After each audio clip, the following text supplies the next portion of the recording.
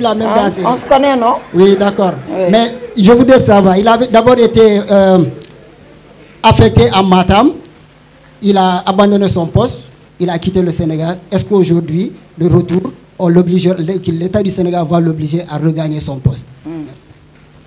Et pour clôturer la liste de 5 questions, Adrien Marotte de AFP.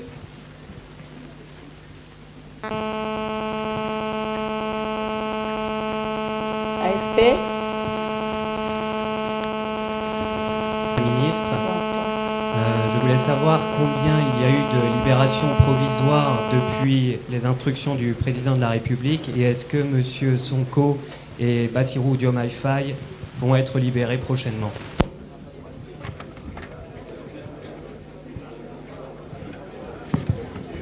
Fonctionnement régulier des pouvoirs publics. C'est une responsabilité constitutionnelle du président de la République. Or, à l'époque, rappelez-vous, il l'avait dit lui-même, il ne pouvait donner injonction ni à l'Assemblée nationale, qui est un pouvoir souverain, ni au Conseil constitutionnel, qui est aussi un autre pouvoir souverain, et il a décidé de laisser le libre jeu des constitutions, des institutions.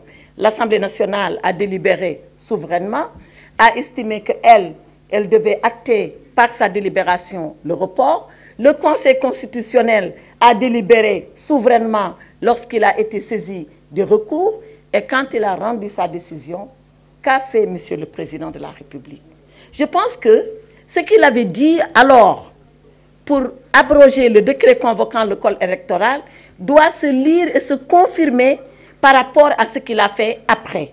Parce qu'après, quand le Conseil constitutionnel a dit que lui, déclarer la loi votée par l'Assemblée nationale contraire à la Constitution et qu'en conséquence, déclarer nul le décret abrogeant la convocation du corps électoral, Monsieur le Président de la République a pris acte. C'est en cela qu'il est respectueux et c'est la meilleure preuve, la meilleure confirmation qu'il respecte les institutions et toutes les institutions. Aussi bien l'Assemblée nationale, dans sa capacité de proposer des lois, de délibérer et de les prendre, que le Conseil constitutionnel, dans sa capacité de censurer, s'il estime censurer, et lui, président de la République, il prend acte et il exécute. Et c'est ce qui s'est passé. Je pense que tous les Sénégalais, au-delà de ce qu'a fait M. le Président de la République, doivent être fiers de savoir que dans leur pays, il y a une assemblée souveraine qui délibère, il y a un président de la République qui gouverne et il y a un conseil constitutionnel qui arbitre et qui sanctionne. Sur la question de M. Diawara, mais bien évidemment que ça va de soi, parce que dans quoi nous sommes aujourd'hui? Nous sommes dans la mise en œuvre de la décision du Conseil constitutionnel. Donc, aussi bien l'Assemblée nationale que l'exécutif se plie à cela et c'est ce qui se passe. Quant à la question qui a été posée par le Républicain, c'est Mme Diawara, je crois, qui a dit que Mme Rose Wardini a retiré sa candidature. Qu'en est-il de M. Karim Meïssa Wade? Mais moi, je ne peux pas répondre à la place de M. Karim Meïssa Wade. La seule chose que je sais et que vous tous savez avec moi, c'est que M. Karim Meïssa Wade considère qu'il a été injustement écarté de sa prétention de candidat à l'élection présidentielle. L'autre chose que je peux savoir, c'est que concernant Mme Wardini, elle a décidé en toute souveraineté, même s'il y a une procédure judiciaire la concernant, d'arrêter sa candidature et de la retirer et elle en a le droit.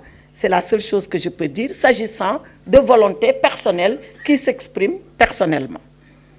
Pour ce qui est de Afrique Info, qui dit qu'une dame aurait été torturée. C'était ça, votre question. Donc, ce n'est pas torturé. Quand même, donnons leur sens à tous les mots. Pour ce que j'en ai vu, moi, je ne sais pas vous ce que vous avez vu. Voyez, moi, je relativise. J'ai vu, effectivement, qu'une journaliste a vu sa perruque enlevée et brutalisée. Alors,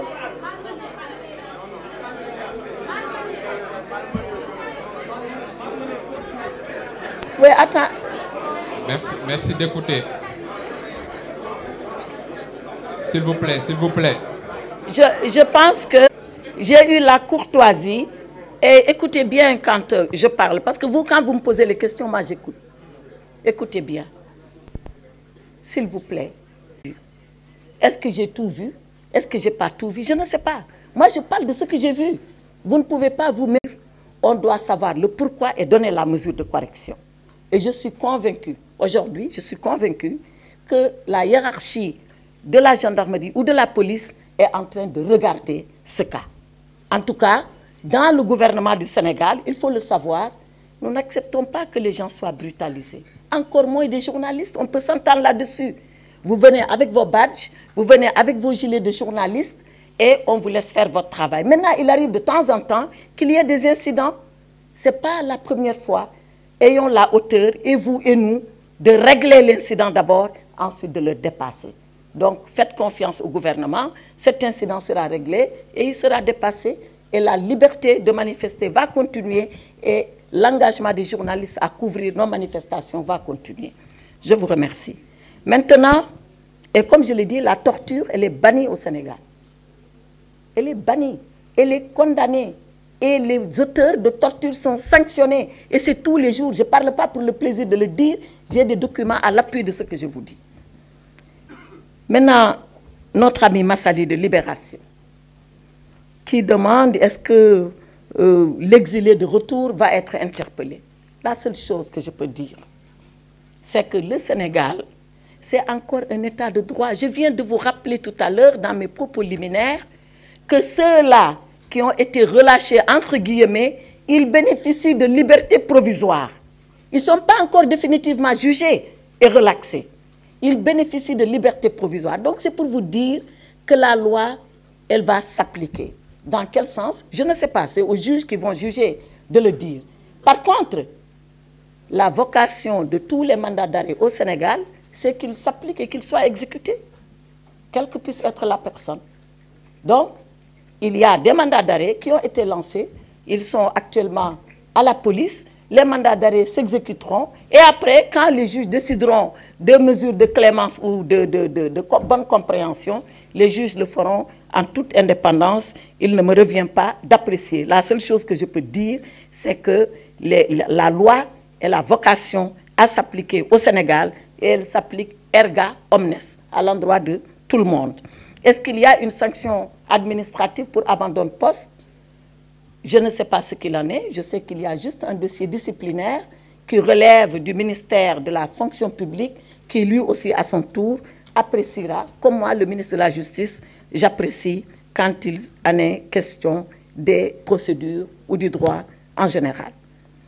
Dernière question, c'est celle qui m'a été posée par le représentant de l'AFP. Qu'en est-il? Est-ce qu'il y a une liberté provisoire qui se prépare pour Bassirou... Madame, vous voulez parler? D'accord. Pour Bassirou Diomaye Faye et pour M. Ousmane Sonko. La seule chose que je peux dire les concernant, c'est que ce que nous sommes en train de faire, comme je l'ai dit, on ne le fait pas de façon massive comme ça, pour notre bon vouloir ou à la tête du client. Nous le faisons, je l'ai dit, parce qu'il y a des dossiers qui s'apprécient au cas par cas en fonction des éléments objectifs qu'il y a dans le dossier. Pour le moment, c'est là où nous en sommes. Est-ce que nous aurons encore un autre lot de dossiers à apprécier objectivement et à voir ce que nous allons faire? Certainement que oui. Mais quand je dis oui, ça ne veut pas dire libération de tout le monde, ça veut dire encore libération au cas par cas. Tout est possible selon la loi, tout est possible selon la procédure, tout est possible selon les éléments qui figurent au dossier. Voilà, je pense avoir répondu aux 5 premières questions. Non, vous demandez la parole et on vous la donne et vous posez la question. On va prendre le deuxième lot de 5 questions. Le nombre de personnes. Si vous me posez les questions comme ça, je ne répondrai jamais. Il vaut mieux vous inscrire ici et puis... Madame le garde des Sceaux. Le nombre de détenus libérés. Oui. Je pense, monsieur le directeur de l'administration pénitentiaire pourra me rectifier, 344 personnes ont bénéficié, je précise encore, de liberté provisoire. Il en reste à peu près 272, puisque c'était 500 et quelques qui étaient sous ces conditions. En tout cas, ici à Dakar, je ne parle pas des régions, où la même chose est en train d'être faite, c'est-à-dire examen au cas par cas, est-ce que les conditions sont requises pour une liberté provisoire, et demander au procureur de demander la mesure au juge d'instruction qui, s'il l'accepte, mettra en œuvre. Ibrahima. On va prendre un deuxième lot de 5 questions. Monsieur ou Madame Portia Crow de l'agence Reuters.